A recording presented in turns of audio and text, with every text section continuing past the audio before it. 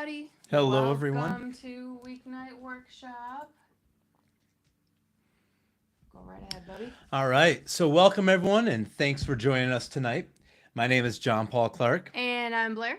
Tonight, we tackle the topic: is real estate investing coaching worth it? Yes. So, you guys, hiring a coach is a heated topic. All right. So, some people think that it is a scam, while other people's absolutely swear by it. So, if you have anything to say about real estate investing coaching, just drop something down in the chat. What are your thoughts on it? All right. So, just so that everybody clear the air here, John Paul and I have paid for quite a bit of real estate investing coaching and business coaching. We've actually spent over $30,000 on coaching specific for real estate investing, coaching specific for business. Did I tell you that, by the way? Did I tell you Is that's that how it? much we've spent over the years? I control the debit card. But anyway, what we're going to share with you guys tonight is our first experience with hiring a coach, how much we paid for it, what it got us, how it went, how we learned, and then what we need you guys to stick around for at the end is we're going to tell you everything that you should look for, but also everything you should look out for, more importantly, if you are thinking about hiring a coach. So, when we first got started in real estate, we shared a few videos on this about that process. It's what we did with very little to no money. So, what we did was we did a live and flip, then we did a house hack on a duplex. All of the information we have on those is in the other videos, and we will link those in the description below. So if you want to look at how we did those things, definitely check that out later. But those first few deals, they became the foundation for our now 6-figure a year business. And they were great. We flipped a house, we bought a rental duplex, but again, we were stuck. What happened is with those kind of deals, you have to be the primary resident in that property. So we could really only do one at a time because we can only afford one mortgage at a time. So scaling that kind of project into a real business, it's nearly impossible with that method. So we had to make some changes. Yeah, so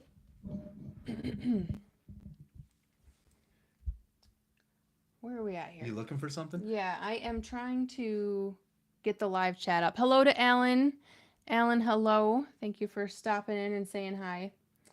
So after we did our live and flip and our house hack, which were amazing, but like John Paul said, because we were tied to living in the properties, and if you're wondering why, again, like he said, we explain more in those videos that we've got linked in the description, but it's because all you have to bring to the table is such a low down payment when it's your primary residence and you get that primary residence mortgage. So after we did this and we decided, or maybe I decided at first, that we wanted to go all in with real estate investing, we knew that we were going to have to take a more serious handle on all of this. Because I'm sure that you're all aware, real estate investing is real money and it is big transactions. And it is just, there's a lot of moving parts and there's a lot of stuff that you need to learn. So one of the things that we started to embrace, not necessarily to the level that we eventually embraced it, but one of the things that we needed to embrace was if we were going to do this, we needed to treat this just like our other serious career paths. And let me just ask you that, guys, this question. Like, when you embark down a serious career path, what are some of the things that you do? And this doesn't have to be a rhetorical question. Like, drop it in the chat, put it in the comments if you're watching the replay.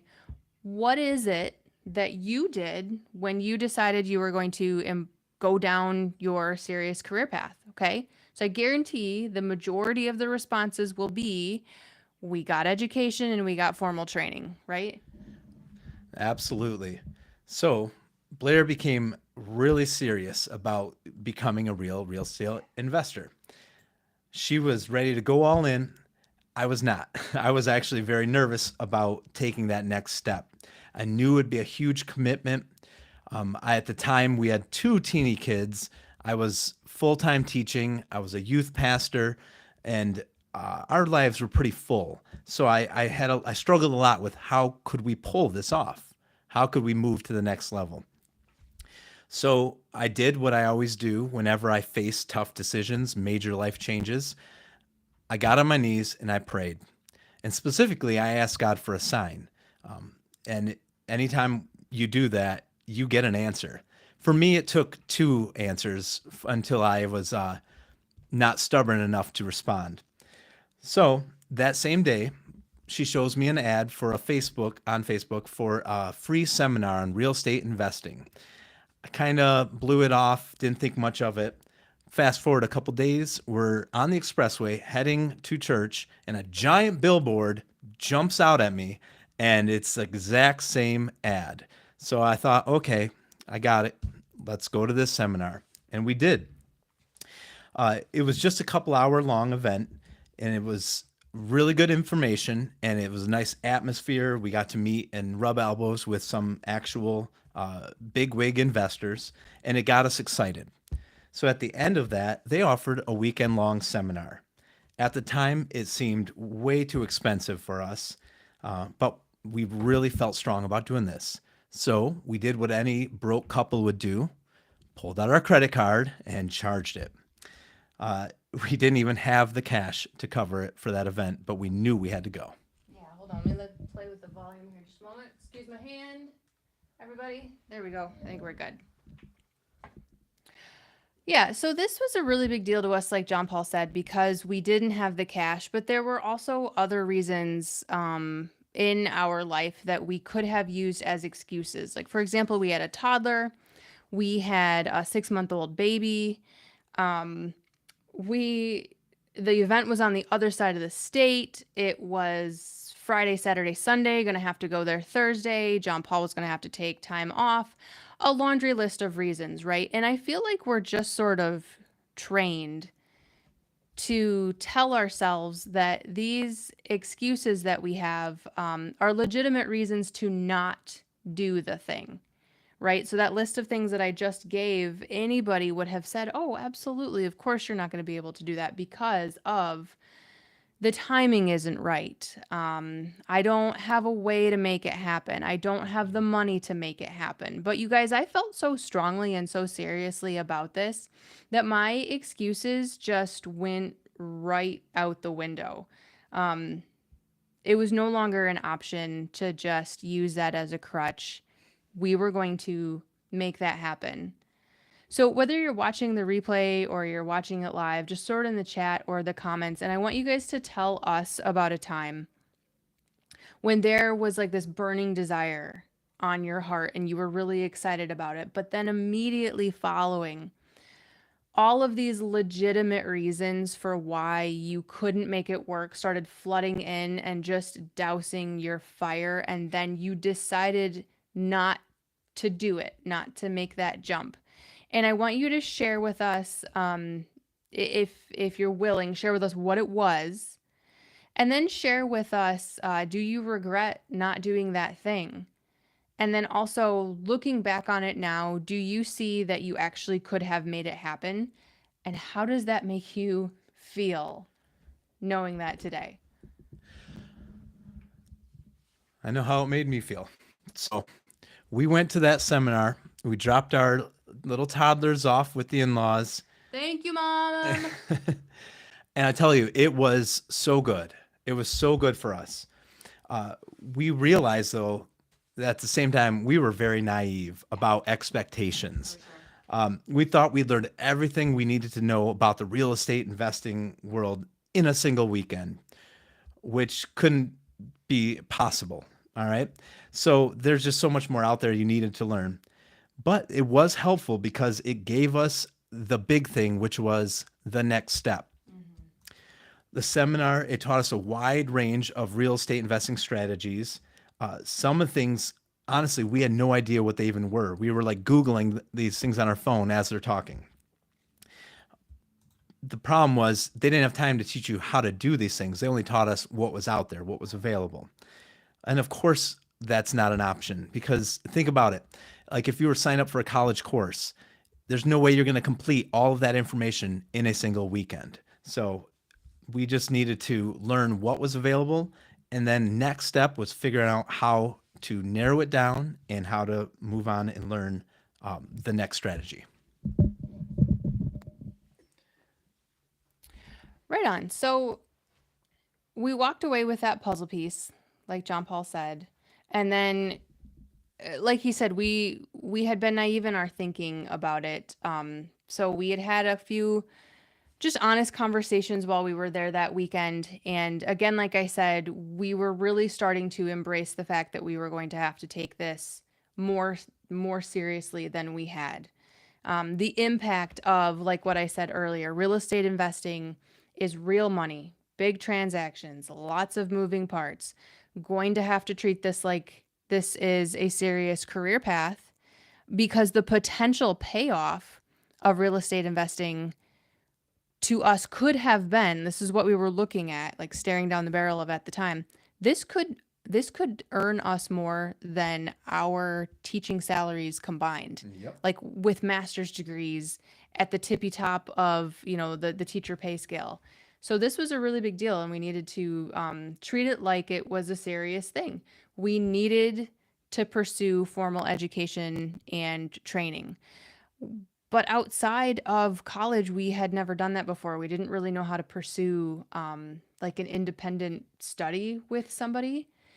But another realization that going to that weekend seminar really illuminated for us was this whole time we had been so focused on saving money, doing things for free or doing things as cheaply as possible, which in the beginning made perfect sense because that's what we had to do.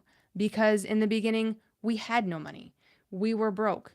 We had to live in our real estate investing properties. We had to live in our flip. We had to live in our duplex in order to make it happen. But because of those first couple of deals that we did, we actually had made some decent money. We didn't have very much to invest, but we did have a little bit of a nest egg saved up now. So we just realized, like, we were going to have to put some money where our mouth was because how could we deny it? Like we had proved it to ourselves. We had the proof. Real estate investing worked and real estate investing worked for us. We were just doing it in such a slow way. And so another realization that we came to was our focus needed to shift from how do we save money to how do we move faster? How do we save time? Absolutely. Yeah. So you might be wondering, what was this strategy that we were going to go all in on? And the name of it is wholesaling. All right. So for the sake of time, I'm not going to go into great depths about what wholesaling is, but essentially it's where you're the middleman between buyers and sellers and you help connect them for a fee. So a lot of beginners who are really branching out in real estate, that's how they get started. It's a very easy way to get in with very little capital needed. So the main point is, after that seminar, we had a clear path to take. So we started looking for that real estate coach who does wholesaling. Blair was scouring the internet and we found a very highly recommended person online. We stalked him for a bit, watched all of his free YouTube videos, saw that he was definitely knowledgeable. He knew what he was talking about, and checked his testimonials, and he was definitely a reputable coach. We wanted to hire him. He was highly qualified, but we were nervous because it was kind of like the no going back moment for us. This was, we were going to commit to this financially. We were going to commit to it. Now we're having someone holding us accountable to this growth that we needed. And we had to ask the question, was paying for coaching really worth it? That was a hard one for me. Okay. We spent a few days agonizing over it, But there's a scripture I want you all to take to heart right now, okay? So it's Matthew 6:21. It says, "Where your treasure is, there your heart will be also." So in this circumstance, our treasure, aka our money, was something that we needed to invest into a program. If we did that, our hearts would also be invested into that program. So I had to ask myself these questions. Before I would say yes to her, I had to say yes to these questions. If we invest this money, am I willing to do what it takes? If I do what it takes, will I get the results I hope for? And if I don't do this, will I look back and regret that decision? All three of those were a resounding yes. Yes. So we did it. We took the plunge, that leap of faith, and we hired our coach. We learned the strategies and skills that now we've built our 6-figure a year business off of. Yeah, so John Paul was more nervous than I was, but I am the dreamer and I am the schemer. Um, and it's like, man, babe, if we come up short, I'm sure we'll make it up on the back end. Like that's the angle I'm always playing. But for us hiring this coach who was this highly qualified at this price point, I was a little bit like, when when we submitted the payment. So it was a little bit hairy and scary, but honestly, it made things really real, Yes. really doable, really believable, really actionable. Like all of these creative real estate investing strategies. So what we had done previously, a live and flip, a house hack, not I mean creative to us at the time, but looking back on it, like not super creative, pretty straightforward. We were talking about just all of these different like strategies that people do where you're just like, how are they even pulling this stuff off? All of that stuff we had learned at that seminar, it was like this big mystery of how are people actually doing this? So hiring a coach like this turned all of that blurry mystery into just this crystal clear, actionable path. And then we also had this person um, who would share his experience, share his knowledge, share his insight and wisdom, but then also hop on the phone with us when we were having an issue and brainstorm with us, help us to problem solve, just give us this streamlined path that we could go down. It really sped everything up for us. And then, like John Paul said, it led to what we're doing in our business today. Mm-hmm. Like we've tweaked everything and made it our own since then, but his systems, his blueprints, his pathways, like that just like everything was so much more streamlined since then.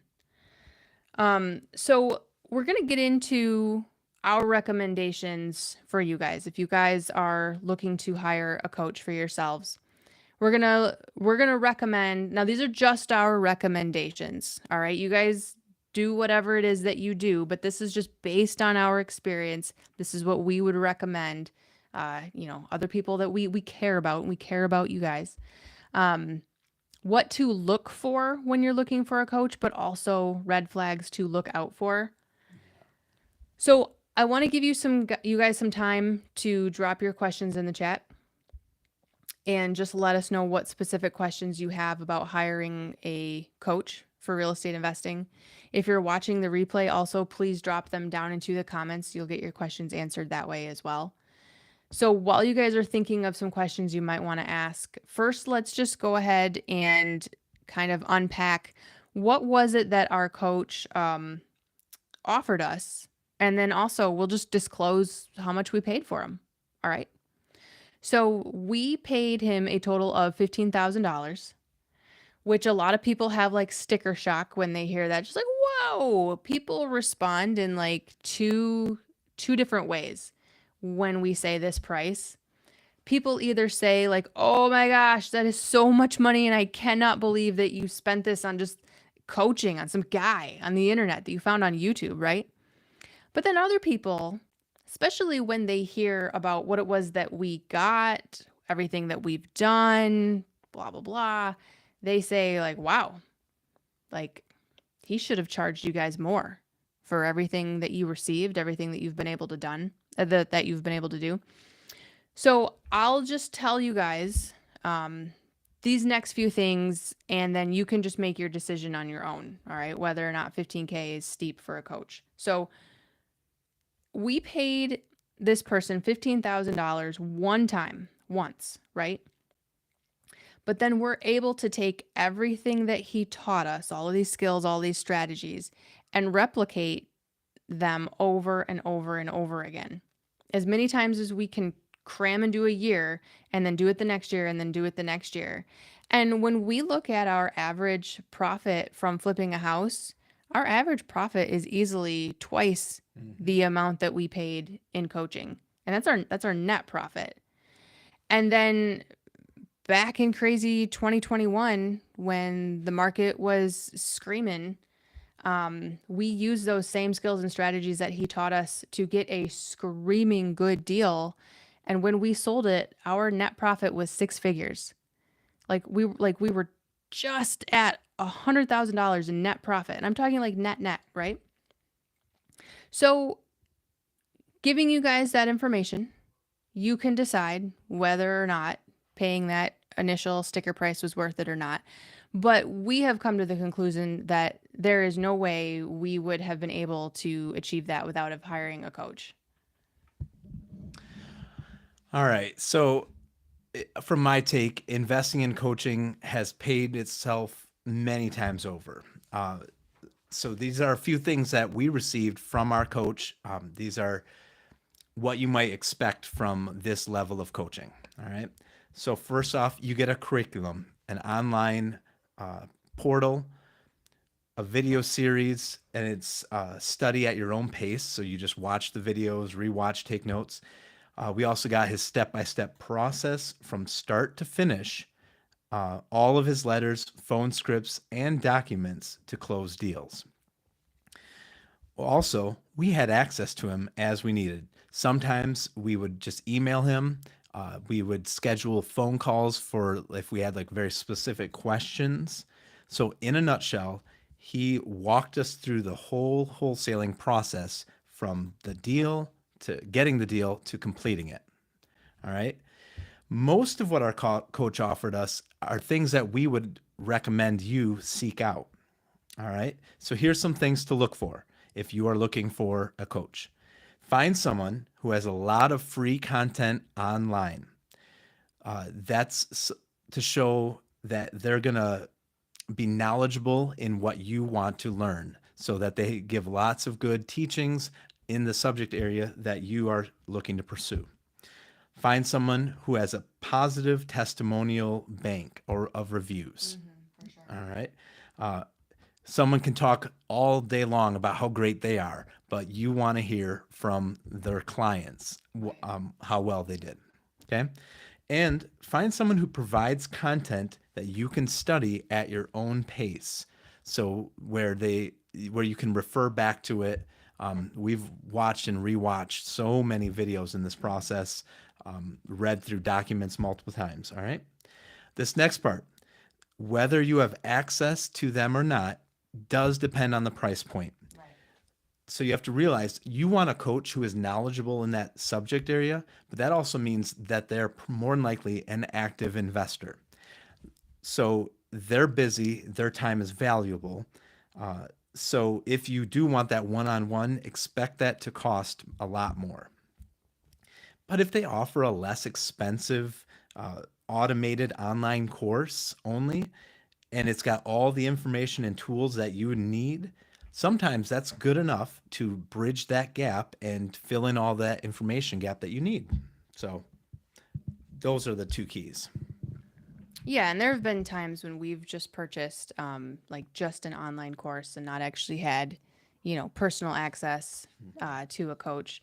But that was more in like social media marketing and things like that. So for us, real estate investing was a little bit bigger of a little bit bigger bite to chew off. So we really wanted somebody to like hold our hand through that transaction. But So those are the things that we received, and those are the things that we think, you guys should look for. But that's not an exhaustive list. There's going to be other criteria that you'll come up with for yourself, things that you would want in a coach.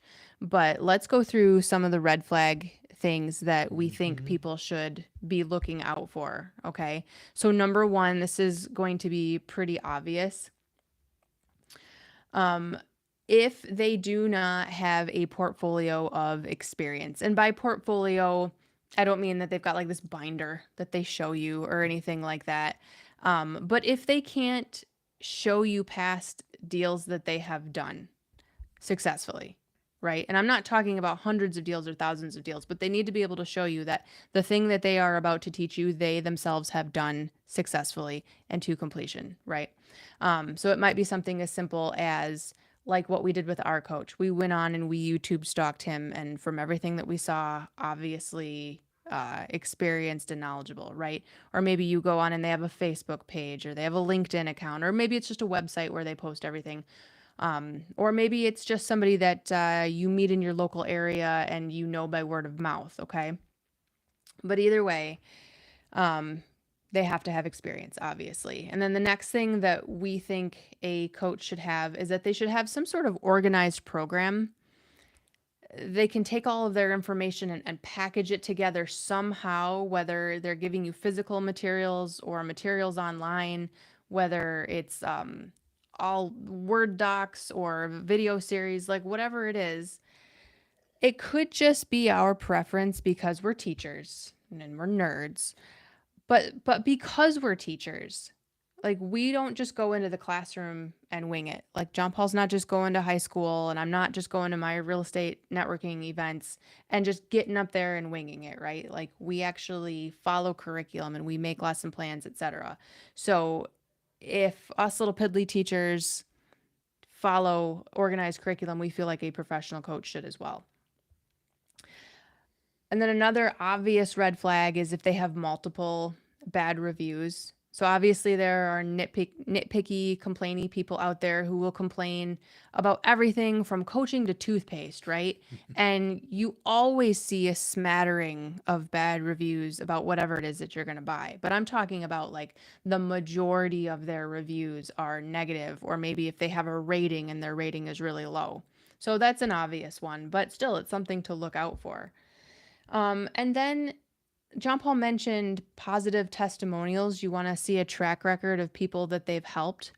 Now, if somebody is just starting to pivot into coaching, maybe they've been a real estate investor for a decade and now they're like, I actually want to teach people what it is that I'm doing. They should have a track record of people that they have helped in the past that they can show you, even if it's just like, I helped Mabel at one flip 123 Main Street, and Mabel was all like, he's great.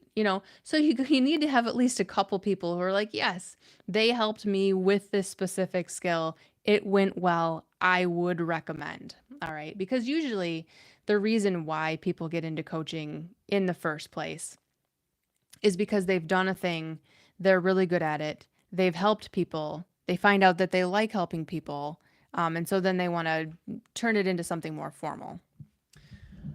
Absolutely. So if you're thinking right now, I would love to hire a coach just like you guys did and move a lot faster through this process, but I ain't got any money. I'm broke. Okay. First off, we've been there. All right. And here's our best advice for you. So listen up. Number one, learn everything that you can for free or little money. Okay. And take all of that information, that free or cheap knowledge that you get. And then once you apply that and start making a little money, ask yourself, do I want to go farther faster? Or maybe my goal is to just continue to save that money and continue moving slowly. All right. So that is a decision, and it's one we had to wrestle with early in the game. Okay. So to answer that question will help you get decide if paying for a coach is worth it for you. Yeah, exactly. And like John Paul said, that's what we did too as well. So there is no shame in doing things for free or cheap and slowly at first, but at some point if you say to yourself, I must move faster, I got to scale, then you got to throw your hat in the ring and look into getting yourself some professional help, right? Exactly. Okay, so guys, earlier John Paul mentioned that when we went to that seminar, the strategy that just hooked us and reeled us in, got us really excited. The strategy that we thought was going to be for us was wholesaling, right? So that was the strategy that hooked us. But now we have a ton of mixed opinions about wholesaling as a strategy. And we also have a ton of information, knowledge, experience, etc., that you guys really need to hear before you launch or jump into your first wholesaling endeavors. Okay. So we're not going to talk about that tonight, but we are going to talk about that in next week's workshop. All right. So that's going to be the topic of next week's workshop. So join us next Monday night. Same bat time, same bat channel on YouTube, 7 p.m. Eastern. We're going to talk about how does wholesaling even work? How much money can a person actually make with wholesaling? And then also, most importantly, why we don't do it anymore. All right. Remember to do all that great YouTube stuff. Like, subscribe, hit that bell for notifications so you don't miss our upcoming videos. We want to thank you all for joining us today and have a wonderful week, and we'll see you in the next workshop. Good night, everybody.